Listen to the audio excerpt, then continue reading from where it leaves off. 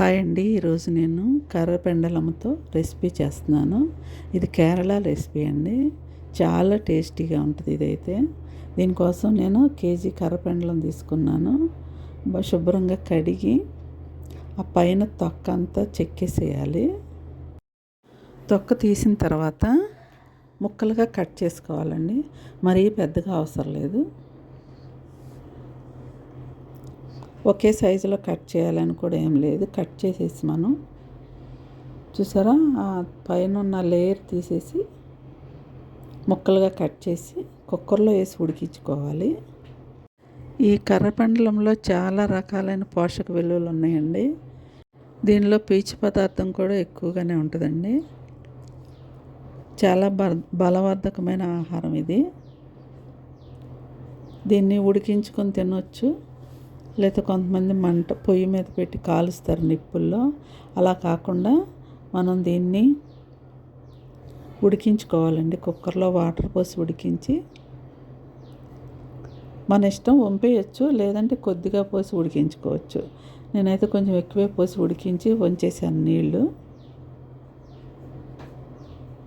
3 whistles వచ్చే వరకు ఉడికించానండి. అదే గట్టి దుంప అనుకోండి, కొంచెం ఎక్కువసేపు ఉడికించాలి. నాకైతే త్వరగానే ఉడికిపోయింది. 3 విజిల్స్ వచ్చిన తర్వాత ఆఫ్ చేసి వాటర్ వంపేసి పక్కన పెట్టాను. కొంచెం వాటర్ ఉంచుకుంటే సరిపోద్ది. ఈ విధంగా ఉడికిపోయిన దాన్ని పక్కన పెట్టి చల్లారటానికి ఇప్పుడు ఇందులో పేస్ట్ వేసుకోవాలండి, మసాలా పేస్ట్. దానికోసం 1/2 స్పూన్ జీలకర్ర, 5-6 పచ్చిమిర్చి తుంచేసాను. అది మన కారానికి తగ్గట్టు వేసుకోవాలండి. ఎందుకంటే మరలా మనం ఇందులో కర్రీ వేసుకొని తింటాం. మీరు ఎంత కారం తినగలరో అలా వేసుకుంటే సరిపోద్ది.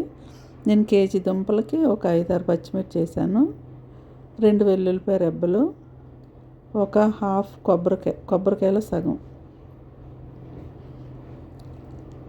పసుపు, సరిపడినంత సాల్ట్ అండి. సాల్ట్ 1.5 స్పూన్ వేసాను. వేసి ఇవన్నీ పేస్ట్ లాగా తయారు చేసుకోవాలి. తయారు చేసుకున్న పేస్ట్ని ఇప్పుడు మనం ఉడికించి పెట్టాం కదండి ఈ దుంపలో, అడుగుని నేను కొంచెం వాటర్ అయితే ఉంచాను. ఉంచి మనం చేసిన పేస్ట్ ఈ మధ్యలో పెట్టేసి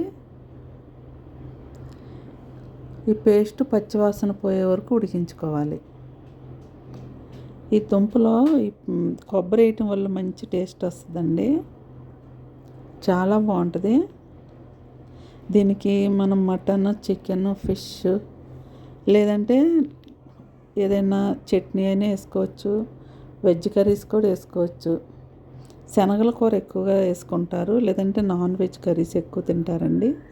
దీంట్లో నేను దీనికోసం ఫిష్ కర్రీ చేశాను. మటన్ కర్రీ కూడా చాలా బాగుంటుంది. ఇప్పుడు దీన్ని ఉడికించాలి పచ్చివాసన పోయే వరకు. విజిల్ ఏం పెట్టలేదు, ఊరినే మామూలుగా ఉడికించుకోవాలి.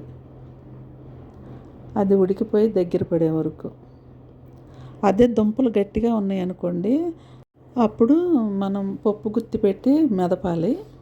నాకు ఇది బాగా లేతగా ఉంది, ఫ్రెష్ వల్ల చాలా బాగా ఉడికిపోయిందండి. ఇంకా నేను మెదపాల్సిన పని లేదు. అక్కడక్కడ చిన్న చిన్న ముక్కలు ఉన్నాయి, అది కూడా కరిగిపోతుంది నేను తిప్పేటప్పుడు.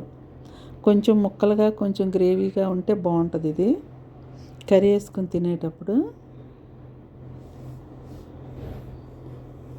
ఇలా మూత పెట్టి ఉడికించాలి, అది ఎగిరిపోయి దగ్గర పడే వరకు. మంచి స్మెల్ వస్తుందండి. వెల్లుల్లిపాయ, జీలకర్ర, పచ్చిమిర్చి ఇవన్నీ రుబ్బి వేసాం కదా.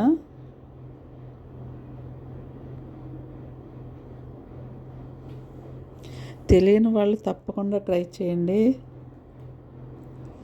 ఇది చాలామంది రెగ్యులర్గా తింటారు. కేరళ వాళ్ళు అయితే రెగ్యులర్గా తింటారండి. మనం అప్పుడప్పుడైనా తినడానికి అలవాటు చేసుకుంటే చాలా బాగుంటుంది. ఇది చాలా హెల్తీ ఫుడ్.